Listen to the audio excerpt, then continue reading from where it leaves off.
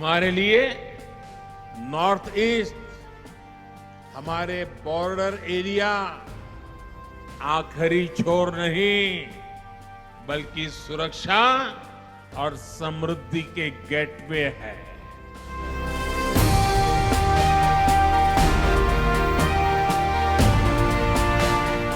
देश के प्रधानमंत्री नरेंद्र मोदी की सबसे बड़ी खासियत यही है कि वो कहीं भी जाते हैं वहां पर कुछ ऐसा कर देते हैं कि लोग सालों साल याद रखते हैं।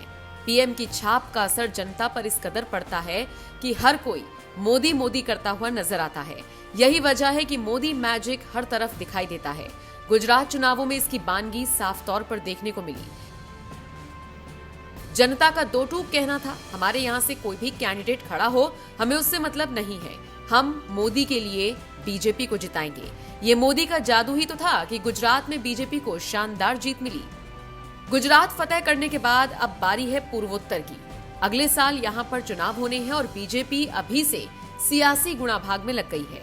इसी कड़ी में प्रधानमंत्री रविवार को मेघालय पहुंचे। यहाँ पर पीएम मोदी ने कई सारी परियोजनाओं का शिलान्यास किया। पीएम ने इस दौरान क्या कुछ कहा ये आपको आगे सुनवाएंगे, लेकिन उससे पहले जरा पीएम मोदी की वेशभूषा पर नजर डालिए। पीएम हर बार की तरह इस बार भी कुछ अलग अंदाज में नजर आए, जिसने देश की जनता को हैरान कर दिया। वैसे पीएम मोदी की सबसे बड़ी खासियत यही है कि लोगों से कैसे कनेक्ट करना है ये उन्हें बखूबी आता है। तभी तो देखिए ना, जैसे ही पीएम मेघालय पहुंचे उन्होंने वहां की पारंपरिक पोशाक पहन ली, जैसा कि वो हर बार करते हुए नजर आते हैं। मेघालय के लोग इसी तरह के कपड़े पहनते हैं और सिर पर बाकायदा पगड़ी भी लगाते हैं। हालांकि ये पगड़ी बाकी पगड़ियों के मुकाबले काफी अलग होती है। पीएम मोदी भी इसी वेशभूषा में न सिर्फ नजर आए, बल्कि उन्होंने इसी अंदाज में जनता को संबोधित किया। पीएम मोदी के इस अंदाज की चर्चा देश भर में होनी ही थी, हो भी रही है। सोशल मीडिया पर उनका ये लुक जबरदस्त तरीके से वायरल हो रहा है। बहरहाल चलिए अब आपको सुनवाते हैं पीएम ने मेघालय पहुंचकर जनता के सामने क्या कुछ कहा। आपको पीएम मोदी का ये अंदाज कैसा लगा, आप हमें कमेंट करके अपनी राय जरूर दीजिएगा। साथियों, हमारे लिए नॉर्थ ईस्ट, हमारे बॉर्डर एरिया आखिरी छोर नहीं, बल्कि सुरक्षा और समृद्धि के गेटवे है। राष्ट्र की रक्षा भी यहीं से सुनिश्चित होती है और दूसरे देशों से व्यापार कारोबार भी यहीं से होता है। इसलिए एक और महत्वपूर्ण योजना है जिसका लाभ नॉर्थ ईस्ट के राज्यों को होने वाला है। वो योजना है वाइब्रेंट बॉर्डर विलेज बनाना। इसके तहत सीमावर्ती गांवों में बेहतर सुविधाएं विकसित की जाएगी। लंबे समय तक देश में ये सोच रही है कि बॉर्डर एरिया में विकास होगा, कनेक्टिविटी बढ़ेगी तो दुश्मन को फायदा होगा, ये सोचा जाता था। मैं तो कल्पना भी नहीं कर सकता हूं, क्या ऐसा भी कभी सोचा जा सकता है?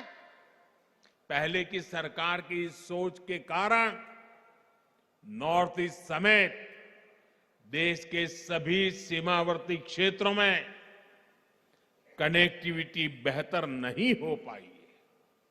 लेकिन आज डंके की चोट पर बॉर्डर पर नई सड़कें, नई टनल, नए पुल, नई रेल लाइन, नए एयर स्ट्रिप, जो भी आवश्यक है, एक के बाद एक उसके निर्माण का काम तेज गति से चल रहा है।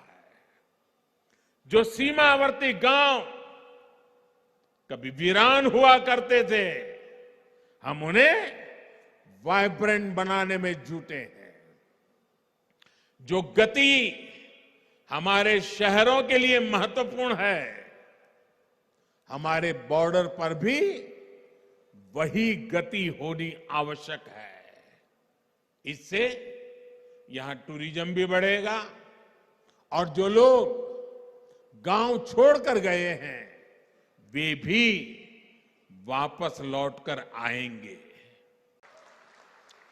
भाइयों और बहनों, नॉर्थ ईस्ट की युवा शक्ति के लिए डिजिटल कनेक्टिविटी से नए अवसर बनाए जा रहे हैं।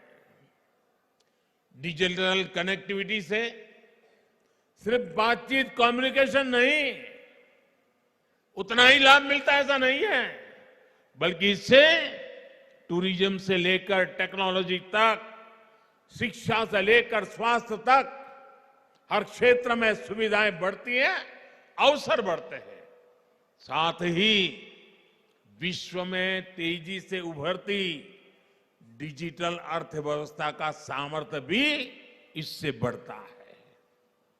2014 की तुलना में नॉर्थ ईस्ट में ऑप्टिकल फाइबर की कवरेज लगभग 4 गुना बढ़ी है। वहीं मेघालय में ये वृद्धि 5 गुना से अधिक है।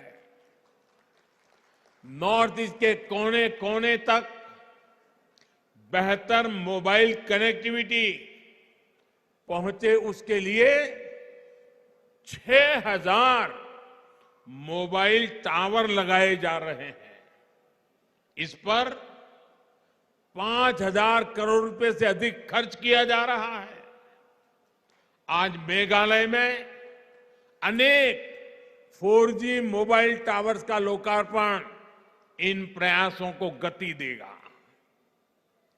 ये इंफ्रास्ट्रक्चर यहां के युवाओं को नए अवसर देने वाला है। मेघालय में IIM का लोकार्पण और टेक्नोलॉजी पार्क का शिलान्यास भी पढ़ाई और कमाई के अवसरों का विस्तार करेगा।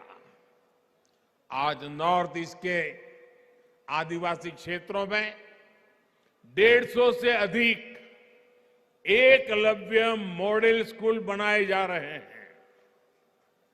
इसमें से 39 मेघालय में है। दूसरी तरफ आयाम जैसे प्रोफेशनल एजुकेशन के संस्थानों से युवाओं को प्रोफेशनल एजुकेशन का लाभ भी यही मिलने वाला है।